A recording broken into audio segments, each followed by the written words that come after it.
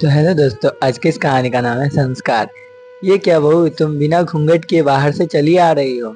मोहल्ले देखेंगे तो क्या सोचेंगे? हमारी इज्जत का जरा भी ख्याल नहीं है तुम्हें। हमारे खानदान में बहुएं बिना घूंघट बाहर नहीं निकलती। कितनी बार समझाया है तुम्हें, पर तुमने तो सास की बात न मानने की कसम खा रखी है। तुम्हारी माँ ने तुम्हें सिखाया नहीं कि ससुराल में कैसे रहना है। सुनीता के घर में आते ही सास शोभान जी ने हमेशा की तरह तानों की बौछार करनी शुरू कर दी। सुनीता की शादी 6 महीने पहले ही हर्ष से हुई है।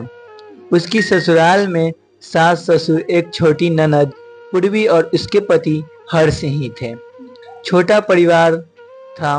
वह बड़ी विनम्रता के साथ बोली, मम्मी जी, मेरी माँ ने मुझे बहुत कुछ सिखाया है और ससुराल में कैसे रहना है आप सिखा ही रही है।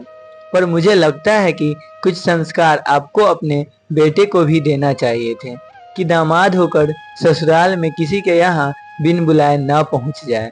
और किसी का अपमान करने का अधिकार तो उन्हें बिल्कुल भी नहीं है, क्योंकि संस्कारों की जरूरत सिर्फ बहू को ही नहीं होती है।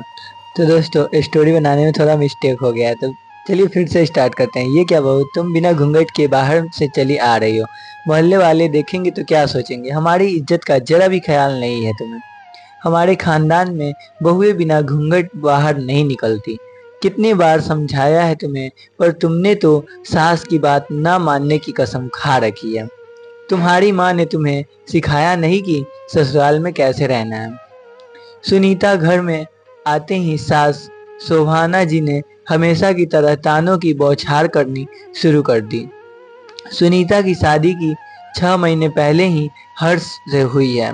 उसकी ससुराल में सास ससुर, एक छोटी ननद पूर्वी और उसके पति हर्ष ही थे। छोटा परिवार था। ससुराल में सुनीता के लिए बहू वाले सारे नियम लागू थे। सास तेज स्वभाव महिला थी। घर में उन्हीं का शासन चलता था। घर के सारे कामों की जिम्मेदारी सुनीता को सौंपकर उन्होंने घर के काम से मुक्ति पा ली थी। सुनीता ससुराल के माहौल में रचने बसने की पूरी कोशिश करती थी। घर की सारी जिम्मेदारी भी बखूबी संभालती थी। पर फिर भी कुछ गलती हो जाए तो सास ताने देना शुरू कर देती थी कि तुम्हारी माँ ने तुम्हें कुछ सिखाया नहीं, कोई संस्कार नहीं दिए। बात बात पर मायके वालों का अपमान करती थी। सुनीता अपने संस्कारों की वजह से चुप रहती थी और कोशिश करती थी कि नन्हे शिकायत का कोई मौका न दे, ताकि उसकी माँ के संस्कारों पर शोभाना जी ताने न मार सके। सुनीता 2 दिन पहले मायके गई थी रुकने के लिए। आज जब हर्ष उसे लेने गया था तो पता चला कि सुनीता अपनी मौसी के यहाँ गई थी, जो थोड़ी ही दूरी पर रहती थी। हर्ष वहीं पर रुककर उसका इंतजार कर रहा था। तभी शोभाना जी का फोन आ गया। हर्ष उन्हें बताया कि सुनीता अपनी मौसी के यहाँ गई है। उसके वापस आते ही हम दोनों घर के लिए निकलेंगे। ये सुनकर शोभाना जी का गुस्सा 7वें आसमान पर पहुंच गया कि बिना उनकी इजाजत के वो किसी रिश्तेदार के यहाँ कैसे चली गई। फोन पर हर्ष से ना जाने क्या बात हुई। हर्ष सुनीता को लेने उसकी मौसी के घर पहुंच गया तो बहुत गुस्से में था। वहां जाकर वो सुनीता को भला बुरा कहने लगा और बिना बताए मौसी के यहाँ आने के लिए डांटने लगा और तुरंत ही वहां से चलने को कहा। वहां उसको अचानक इस तरह आया देखकर सभी आश्चर्यचकित थे। सबने उसे समझाने की कोशिश की तो उनको भी अपशब्द कहने लगा। बेचारी सुनीता के शर्म और अपमान के कारण आंसू नहीं रुक रहे थे। हर्ष उसे लेकर सीधे अपने घर आ गया था। हर्ष के व्यवहार से दुखी सुनीता रोते हुए कब घर आ गई थी उसे पता ही नहीं चल पाया था। उस पर घर में कदम रखते ही शोभाना जी ने उसे फटकारना शुरू कर दिया। तुम बिना घूंघट चली आ रही हो? एक तो बिना बताए अपने रिश्तेदार के यहाँ चली गई। यही सिखाया है तुम्हारी माँ ने तुम्हें? सुनीता जो हर्ष के बर्ताव से पहले ही बहुत क्षुब्ध थी, आते ही सास के ताने सुनकर उसका सब्र का बांध टूट गया।